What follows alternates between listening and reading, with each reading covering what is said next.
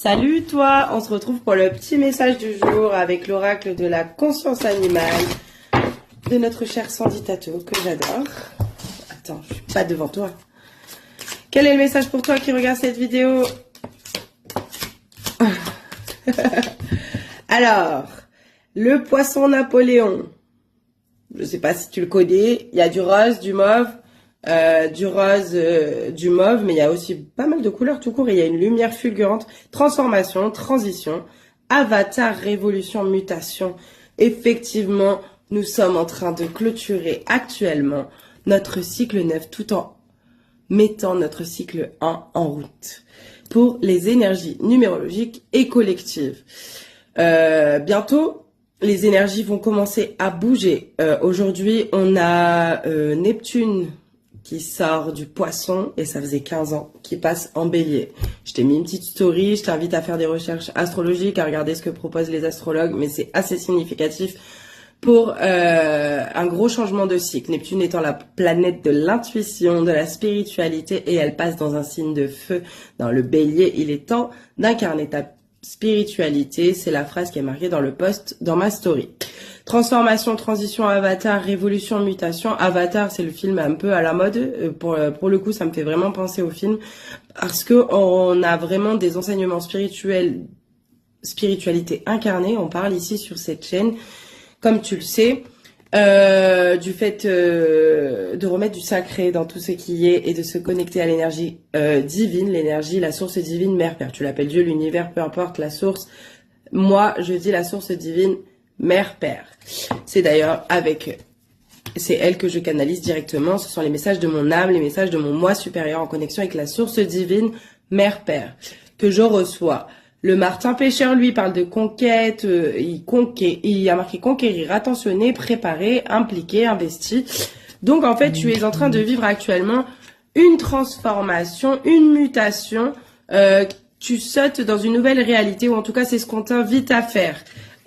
Et c'est ce que j'ai traversé. On a du vert, du jaune et du orange. On est sur ces trois chakras-là. Il y a vraiment une notion aussi de persévérance, j'entends. Il y a plein de choses là-dedans. Il y a vraiment cette notion de prendre confiance en soi, d'être créatif et de créer avec le cœur. Donc voilà, tu verras si ça te parle. Une dernière, ou deux, ou trois. Donc on a l'aigle, lui, il parle dans ce jeu, en tout cas de partenaires associés, duo, équipe, donc peut-être engagement. Donc peut-être qu'il y a des collaborations, des retrouvailles, une relation qui s'améliore, familiale, sentimentale, peu importe. Mais il y a une relation significative avec un 1 qui vient nous parler d'union et d'unité. Mais c'est aussi pour le collectif, ces énergies. On a l'aigle, lui, il prend de la hauteur, il a une vision globale de ce qui est en train de se passer. On a la salamandre qui nous parle d'inconscience, de risque, hasardé, menace, ignorance. On a quand même un 44, un chiffre divin. On a une carte très verte, donc on a vraiment cette notion d'agir avec le cœur et de renouer avec le corps et de faire confiance à ses instincts et ses intuitions. Ça n'a rien à voir avec ce qui est écrit là, c'est ma canalisation.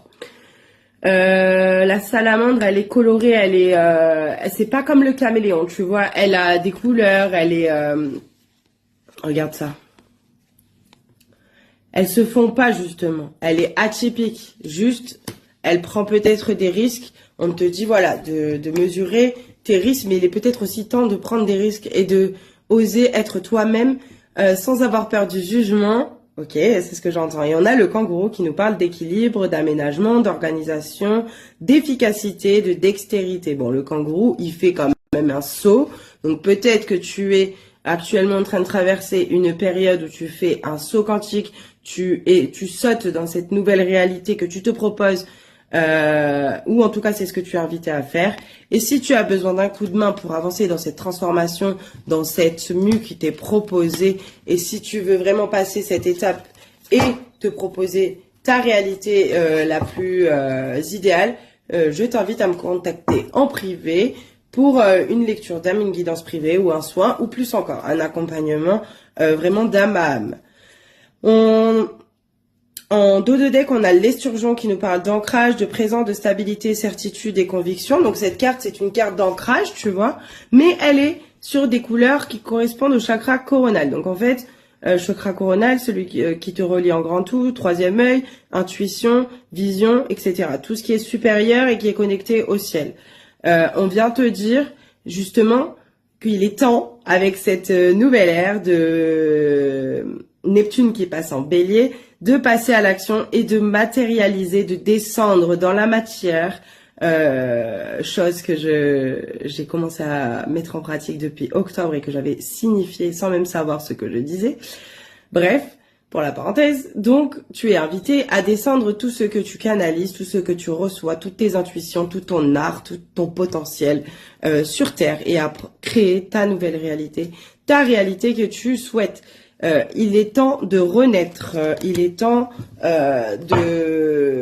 d'avancer, il est temps d'avancer. La vie est faite de cycles de renaissance et de mort, comme les saisons, mais pas que, en tout cas chez nous. Et là, on n'est pas tout à fait dans le printemps, mais on va voir les énergies bouger en février et encore plus en mars. Et ça va être grandiose. Bisous pour aujourd'hui. Ce sera tout. Bisous, bisous.